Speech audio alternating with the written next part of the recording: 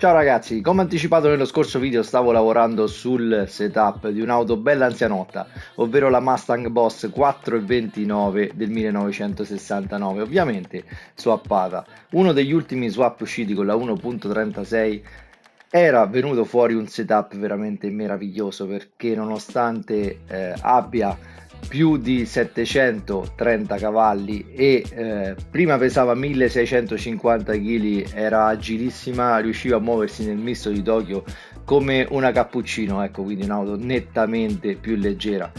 Purtroppo ho dovuto modificare un po' la situazione perché aveva un grosso difetto, come anche adesso non è che sia passato del tutto, ma almeno ci facciamo una sola sosta. Consuma le gomme in maniera impressionante. Se quello che cercate è un'auto per vincere in maniera super facile, beh ragazzi, non è questa. Cercate un altro video all'interno della mia playlist Gran Turismo 7 perché questa da buona muscle car americana va guidata, non si guida da sola. Ha un unico cruccio, quello del sovrasterzo di potenza, ovviamente in fase di uscita curva soprattutto, e non pensate che col TCS A2 tenete a bada la sua mostruosa potenza perché non è così.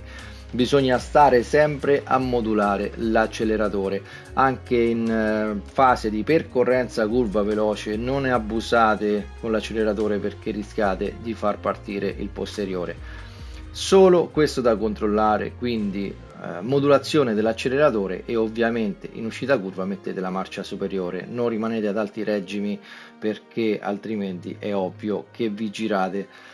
Inoltre non tirate le marce al limitatore perché non serve, in alto perde coppia e quindi andate solo a consumare benzina. Andiamo quindi in GT Auto, vediamo che cosa installare in quest'auto, vediamo il setup e la gara. Guardate quindi come gestisco il cambio e soprattutto come vado a modulare l'acceleratore. Se non avete il motore già vinto con i biglietti 6 stelle, parliamo del Voodoo 5002 della GT350, dovete acquistarlo in GT Auto, quindi avere livello collezionista 50, altrimenti qui in manutenzione e servizio auto non lo troverete. Sostituite quindi il motore originale. Nella personalizzazione auto andiamo a cambiare i cerchi in lega, il modello che più vi piace, le dimensioni 19 pollici, larghezza del cerchione larga, eccentricità larga, avantreno tipo B, retrotreno rimane standard, alettone personalizzato alto. Se volete scaricare questa livrea che è già condivisa in vetrina, le piastre terminali tipo 05, non è possibile installare gabbia di sicurezza su quest'auto. Se volete adesivi o livree personalizzate, scrivetemi su questa mail. Tutti i miei lavori li trovate col tag DR46. Installate gomme sport dure. Per la strategia gara bisogna effettuare una gestione del carburante, quindi partite con mappa 1, all'uscita della curva 2 passate a mappa 3, la tenete per tutto il tratto misto, quindi quando inizia la discesa che ci porta sul tornantino e mette sul rettilineo finale, tornate a mappa 1. Questo per tutta la gara. Alla fine del sesto giro vi fermate ai box, cambiate le gomme che ormai sono disintegrate e rifornite il carburante fino a fine gara. Installate sospensioni personalizzabili e inserite questi valori. Differenziale personalizzabile e inserite questi valori. Deportanza 52 all'anteriore, 200 al posteriore. EQ personalizzabile. La tenete al 100%. Guardate, coppia e potenza, come vi dicevo, agli altissimi regimi decadono, quindi non tirate le marce al limitatore. Non serve la zavorra, non serve il limitatore di potenza, installate un cambio personalizzabile manuale. Impostate la velocità di punta 150 km/h, il finale a 2.422 ed i rapporti come li vedete. Installate un intercooler da corsa, compressore volumetrico ad alto regime, filtro dell'aria da corsa, marmitta da corsa, collettore di scarico da corsa, sistema frenante da corsa, pastiglie dei freni da corsa, installate un controller freni e impostatelo a 1, quindi al posteriore, frizione e volano da corsa, nelle elaborazioni motore, bielle e pistoni in titanio.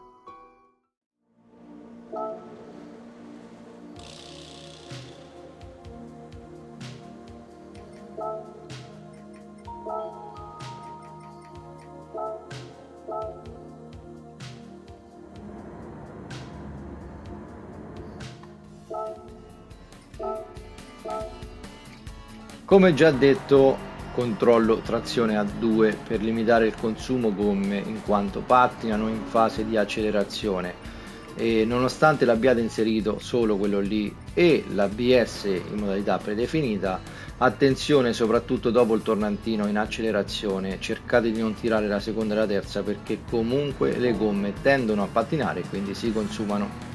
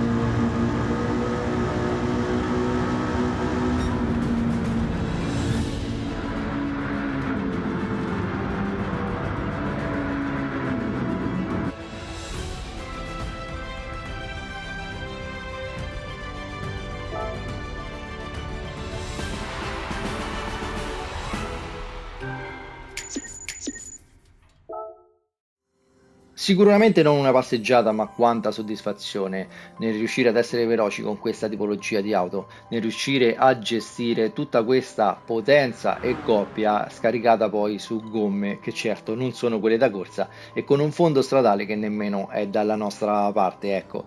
Lo utilizzo più che altro questo tipo di gare con queste auto un po' più ostiche per allenarmi a livello di controllo dell'autovettura.